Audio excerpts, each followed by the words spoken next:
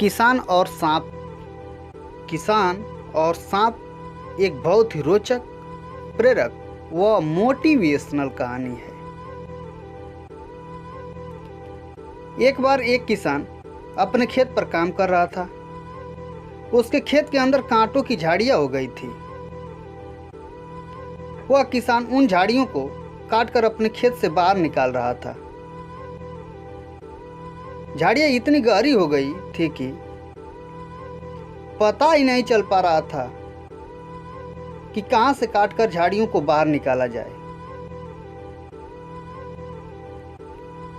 किसान बड़ी मुश्किल से उन कांटों से खुद की सुरक्षा करता हुआ बाहर निकाल रहा था। वह किसान बड़ी सरलता और आसानी से झाड़ियां काट रहा था। किसान बिना अपना वक्त गवाए झाड़ियां काटने में लगा हुआ था। किसान के हाथों और पैरों में कांटे चुभ गए थे। किसान को काम करते करते कब दोपहर हो गया यह पता भी नहीं चल पाया, क्योंकि वह काम में बहुत ज्यादा व्यस्त था। उसने देखा कि दोपहर होने वाले हैं, गर्मी भी बढ़ती जा रही थी, तो खेत से बहुत सारी झाड़ियों को काट दिया था। उसने सोचा एक और आखिरी झाड़ी साफ कर देता हूं, फिर ठंडी छांव में जाकर आराम कर लूंगा। उसने उस झाड़ी में जैसे ही अपनी कुल्हाड़ी चलाई तो उसमें से एक सांप निकलकर बाहर आया। किसान बहुत घबरा गया। सांप को क्रोध में देखकर किसान ने सोचा शायद गर्मी के कारण झाड़ियों में बैठा होगा। अभी मैं इस झाड़ी को छोड़ दूं, और वह किसान ठंडी छांव में जाकर बैठ गया। थोड़ी गर्मी कम होने पर सांप यहां से चला जाएगा, फिर अपना काम करूंगा, ऐसा किसान सोच रहा था। जब मौसम थोड़ा ठंडा हुआ तो वह किसान फिर अपना काम करने के लिए चला गया, लेकिन वह सांप वहां से नहीं गया, वहीं पर बैठा रहा। किसान ने जब दोबारा अपनी कुल्हाड़ी उस झाड़ी में चलाई तो वह सांप फिर से बाहर आ गया और अपना फन ऊंचा करके किसान को फुफकारने लगा। सांप के फुफकारने से किसान डर गया। सांप अब पहले से भी ज्यादा क्रोध में था। किसान बहुत डर गया था। उसे लगा कि शायद यह सांप यहां से नहीं जाएगा, तो किसान ने अपनी कुल्हाड़ी व आरी उसी झाड़ी में छोड़ दी और तुरंत वहां से दूर चला गया।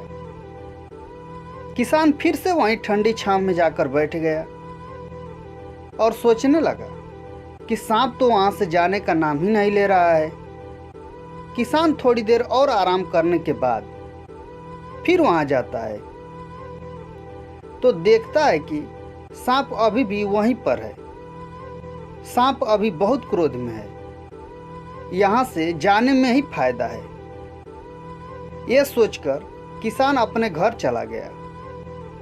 किसान बहुत घबराया हुआ था, तो उसे पूरी रात नींद भी नहीं आई। किसान अपनी कुल्हाड़ी और आरी को वहीं झाड़ी में छोड़ आया था, तो उसी रात जब सांप उस झाड़ी में घूम रहा था तो उसका शरीर उस धारदार कुल्हाड़ी व आरी से टच हो गया, जिसके कारण वह पूरी तरह जख्मी हो गया था।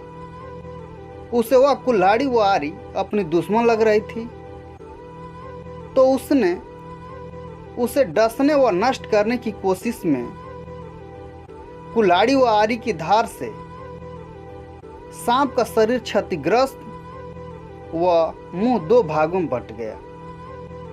मुंह से खून निकलने लगा और थोड़ी देर तड़पता हुआ वहीं पर सांप मर गया। कुल्हाड़ी व आरी भी पूरी तरह सांप के खून से लथपथ हो गई थी। सुबह किसान उठा और अपना घर का काम करके थोड़ी देर बैठा। वह सोचने लगा कि सांप अब तो कहीं चला गया होगा, मुझे अब जाना चाहिए। सुबह जब किसान आया तो उसने देखा कि सांप मरा हुआ पड़ा था और कुल्हाड़ी व आरी पर भी खून लगा हुआ था। तो किसान को सब समझने में देर नहीं लगी कि सांप अपने क्रोध के कारण मर गया। वह इस कुल्हाड़ी व आरी को अपना दुश्मन समझ रहा होगा और अपना क्रोध इस पर निकालने के लिए धारदार कुल्हाड़ी व आरी से लिपट गया होगा, जिससे इसका शरीर पूरी तरह क्षतिग्रस्त हो गया और मुंह के भी 2 भाग हो गए। कहानी से सीख। इस कहानी से सीख मिलती है कि क्रोध ही इंसान के विनाश का कारण बनता है, इसलिए संयम से काम करें। अपनी गलती का दोष किसी दूसरे पर न डालें। क्रोध में किया गया हर कार्य उल्टा हमारे ऊपर ही भारी पड़ जाता है। किसी ने ठीक ही कहा है कि क्रोध अपने को ही जलाता है।